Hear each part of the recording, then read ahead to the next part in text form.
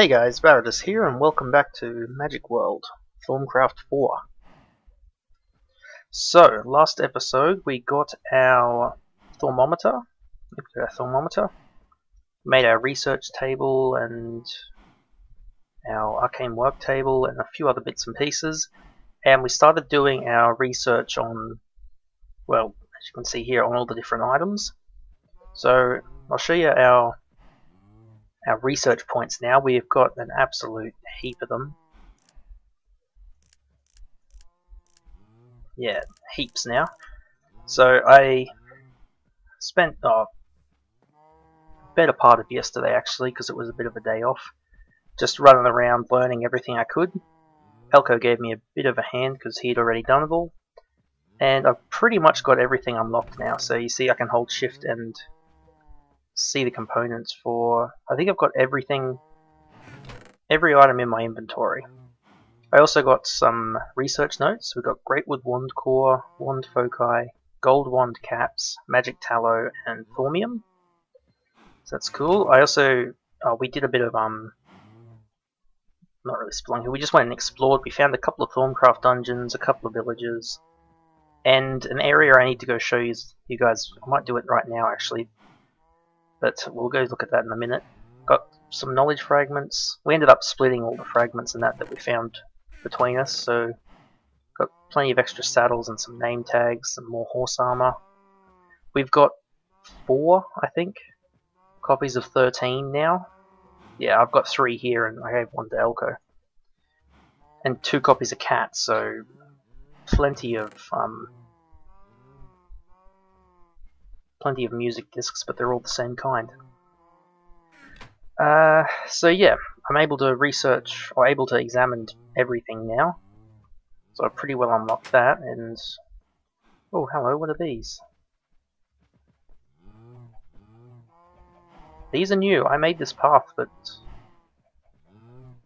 Paving Stone of Travel.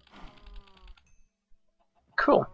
Elko must have done these, because they weren't here when I logged off last night. So... oh, and the chest. Oh, with some more of them. That's nice, thank you, Elko.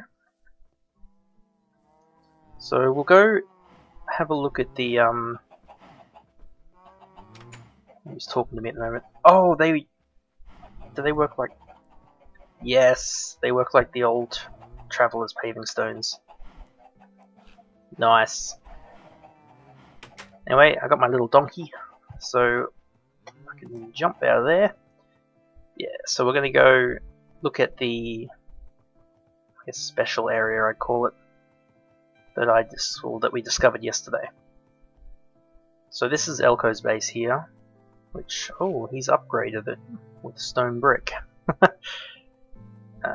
Jump. This donkey can jump 1.5 blocks if I get the max jump. There we go. So we can only just get over fence gates. Oop.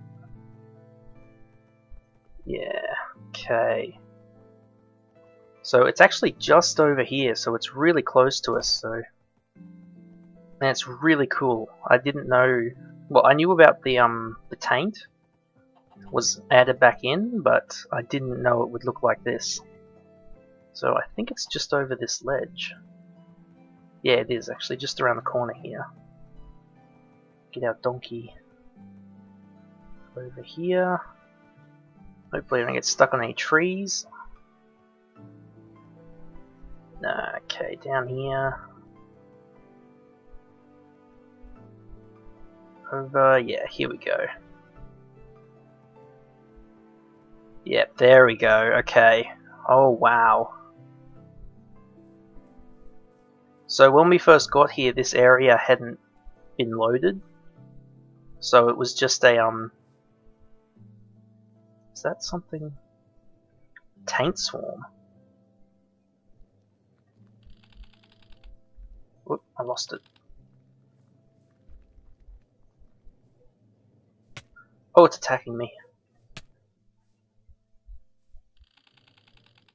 Oh, there we go.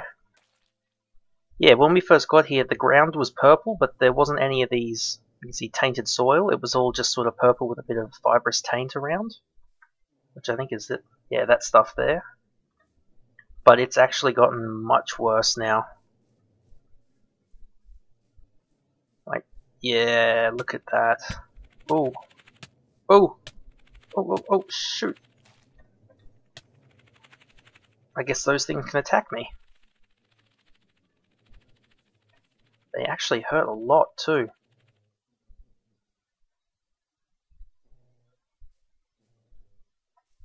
So yeah, this has gotten really bad. And I don't, yeah, no, I haven't got it. Oh, are they still attacking? Yeah, they are, they're chasing me. Oh, get away. Got him! And that one. Tainted, I don't want this goo. I was picking those up before, and all they do is, like, dissolve in your inventory and poison you. Yeah, look at that. This has gotten significantly worse.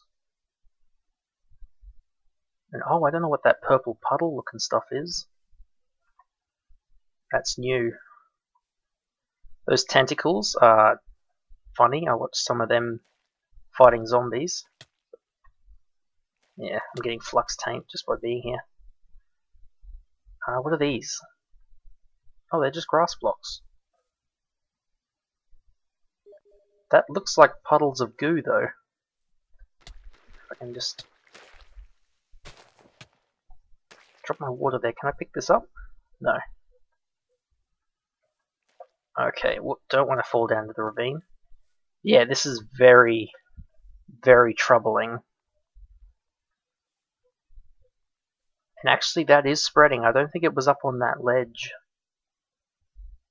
yesterday, so it's spreading and it's getting like significantly worse. Apparently, like this started off as a taint biome in areas, but apparently it'll just keep spreading. That's what Elko reckons, and he's further ahead in the research than me at the moment, so I think he's read some stuff about this. So yeah, we need to find out what we can do to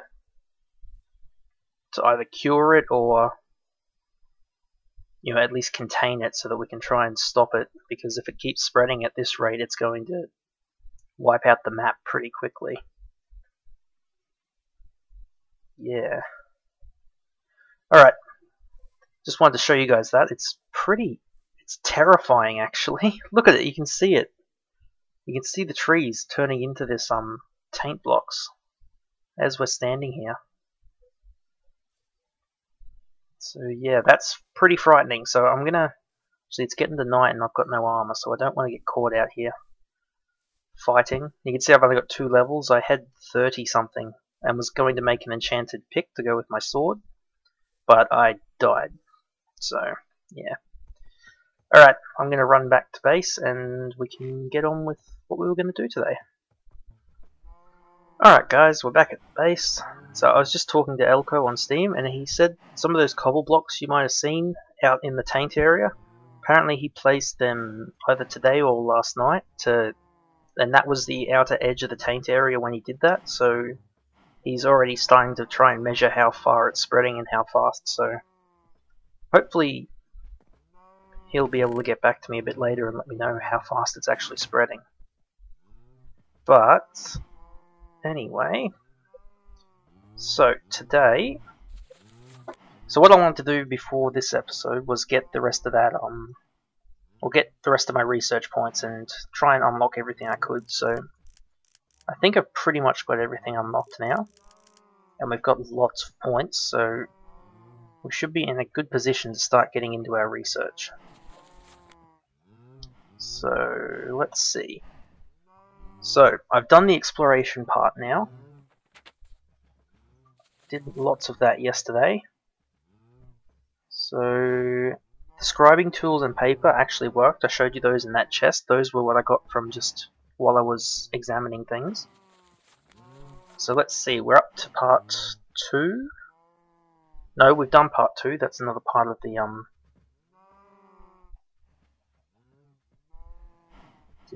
yeah, we did some of this yesterday.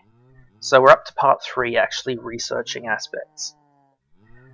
So, if you have paper in slot 2, then you may have noticed that when only a single aspect is selected, that the green button marked 6 lights up. If you press it, then you will attempt to research the selected aspect. If successful, you discover something of interest about that aspect, and a set of research notes will appear in slot 7. Section 8 will also display the research sheet covered in a bewildering array of runes and symbols that look something like the image at the top of the previous page. Don't worry, it's not as hard as it looks. To complete your research, you simply need to connect and activate all the knowledge nodes pictured below. The node on the left is inactive, while the node on the right has been activated. Once all the inactive nodes have become active, the research will be complete and the research node will change into a discovery that you can use to gain the completed research. You connect knowledge nodes by activating the runes. Each rune is linked to an aspect, but at first it is unknown which rune represents which aspect. The rune aspect link is unique to each research subject, so a rune that might represent air this time might represent terra next time. Fair enough, that means you can't cheat sheet which runes go to which ones. I guess that keeps it challenging. Not all the runes are valid for the current subject you are researching. For example, that there might be runes for air, terra, ignis, and aqua on the research sheet. Only ignis and terra might actually be valid. Invalid runes are often called red herring runes. You discover which runes are valid by selecting an aspect on the left and pressing the research button. If the aspect you selected is valid, then all runes linked to that aspect will become active. If the aspect you select is a red herring, then the runes linked to it will not activate, but up to 2 of them will be removed from the sheet entirely. If the aspect you select is not present on the research table, then nothing happens. Active runes act as possible bridges to connect knowledge nodes. A glowing line of energy will flow from an active knowledge node to any active rune nearby. You need to create a chain of active runes and nodes to complete the research. A chain cannot form if there is more than one open space between an active rune or node. Cannot form if there is more than one space. So I guess that's here. I guess that's the active node. That's the node. That's the active rune, and there's 2 spaces, or is that 4 spaces? Let's see, those ones connect. I'm not sure how that works. To form a chain, you must move the runes around by clicking on a rune and selecting a valid destination. Each rune can be moved up to 2 positions in a straight line, but only inactive runes can be moved. This means you might have to activate and deactivate your valid runes several times to get them into position. Inactive runes prevent the forming of connection if they lie in its paths, so you need to move them out of the way. Moving runes uses a small amount of ink each time you do it. Okay, and that's it. Alright, so reading that, I know I read most of that last episode as well, but reading it again now, it makes a little bit more sense to me. So, I think we've looked at all of that stuff. Actually, these have elements next to them now. Greatwood wand core, wand foci, gold wand caps. I'm guessing... oh, I don't know. Magic tallow, thaumium. Goggles of revealing. Enchanted fabric. Infernal furnace. Okay, so we can see all of this stuff. Stone of warding, stone of travel, work table and research table. Golemancy is the hungry chest. Okay. So let's start off by grabbing our various research notes. So we know in the Thaumonomicon that gold wand caps, wand foci, and greatwood wand core all move from our basic wandcraft, which is just the one that we have now. And we have greatwood wand core, wand foci, and gold wand caps. So I think we'll start off with these.